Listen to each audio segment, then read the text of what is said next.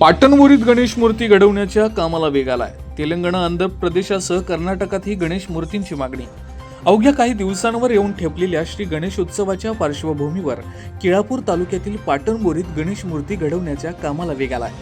गावातील विविध मूर्तिकारांच्या मूर्ती बनवण्याचं ठिकाण सध्या विविध आकारांच्या आकर्षक, सुबक आणि देखण्या गणेश मूर्ती साकारल्या जात आहेत. गणरायाच्या आगमनाची उत्सुकता सर्वत्र दिसून येते आहे.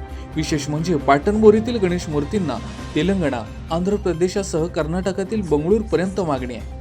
यंदा बंगळूरसाठी ही गणेश मूर्ती रवाना होती आहे. काही गणपती मूर्तींची किंमत तर 1 ते 2 लाख रुपयांपर्यंत आहे.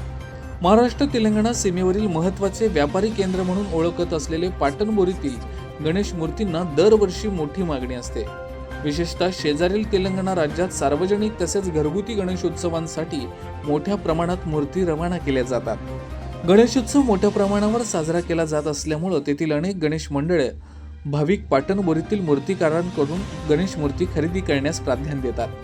त्यामुळे येथून दरवर्षी मोठ्या प्रमाणात गणेश मूर्ती तेलंगणातील विविध शहरांमध्ये आणि गावांमध्ये रवाना केल्या जातात. यंदा या मागणीचा विस्तार आणखी दूरपर्यंत झाला असून कर्नाटकातील बंगळूर शहरातील पाटणमुरीतील तयार झालेल्या गणेश मूर्ती पोहोचल्यात. त्यामुळे पाटणमुरीतील मूर्तिकारांच्या कलेची मागणी महाराष्ट्राच्या सीमेपलीकडील भागात मर्यादित न राहता देशाच्या मोठ्या शहरांपर्यंत पोहोचले.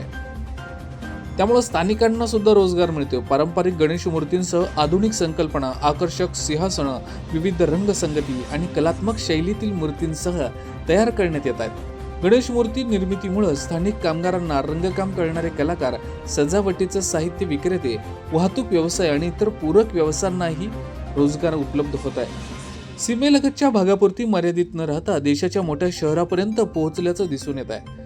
मातीला आकार देणं, मूर्ती सुकवणं, रंगकाम, कलाकसूर आणि अंतिम सजावट अशी सर्व कामं नियोजनबद्ध पद्धतीनं सुरू असून मूर्ती बनवण्याच्या ठिकाणी सध्या उत्साहाचं वातावरण पाहायला मिळत आहे. व्हीपीएल न्यूज महाराष्ट्रासाठी ब्युरो रिपोर्ट. मुख्य संपादक हनुमान लसंते, यवतमाळ.